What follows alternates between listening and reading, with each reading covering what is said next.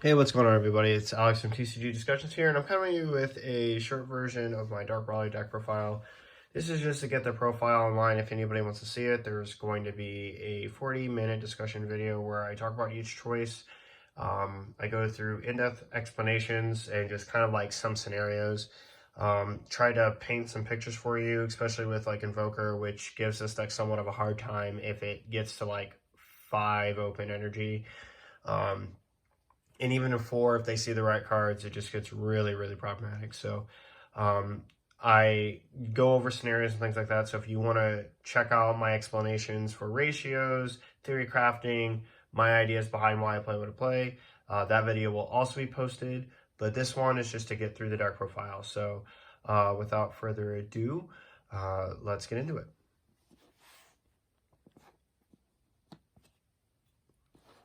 So Dark Brawler Leader, we really already know what this card does. It's really, really good. So everybody has probably seen it, so I'm not going to explain what he does. We're just going to go straight into it. 4 Savage Rush, really standard. 4 Toa, Union of Magic and Science. Play this just for consistency reasons. I talk more about that in the video. Same thing with 4 Parasect Dragon Ball. If you play 2 of this at an event, you're insane. And I've seen lists and heard of people doing that. They're crazy. 4 Uncontrolled Berserker, pretty standard. 4 Realm Ravager, standard. And then 4 of the New Mast.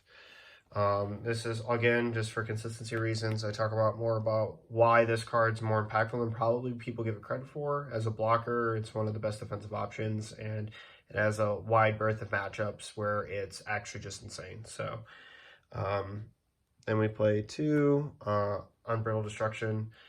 This is not standard, but long story short, its effect isn't guaranteed. They could just crit a life, and there's no reason to play more copies of it, because if you have 2 energy for that, you probably have 2 energy for Demigra. So its primary play is for Heartfelt Plea, which is 2 of it is more than enough for that.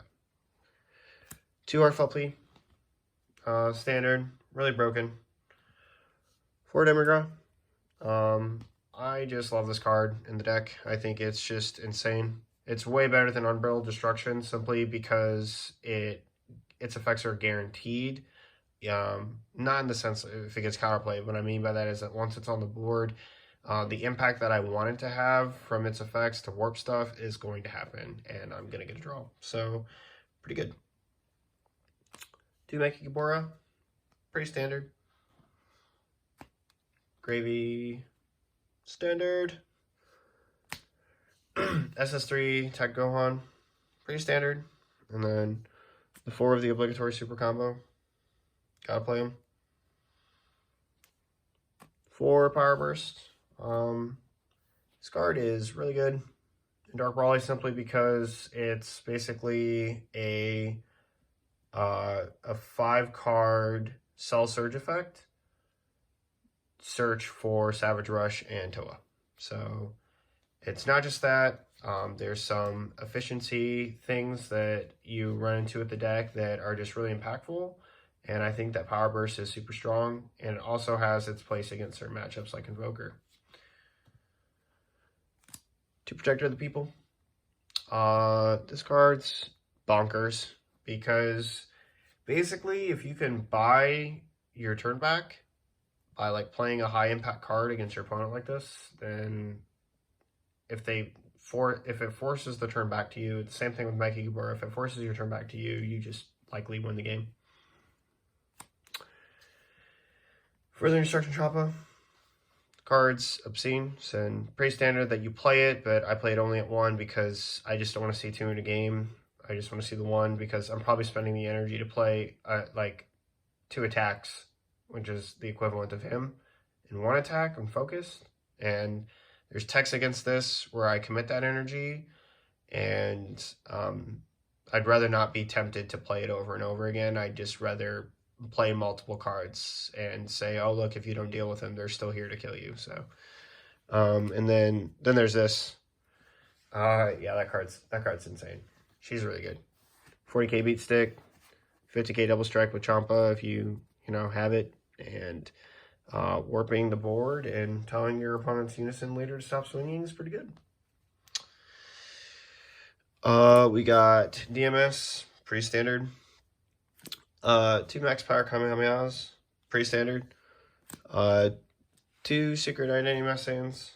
2 is just the number I wanted to play, but I think 2 is, again, pretty standard. I really like it at 2. It just comes into certain matchups where you need it.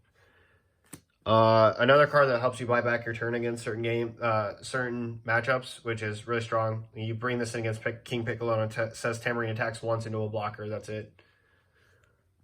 Not Secret Identity Message. That's Message Brainwash no more. Yeah.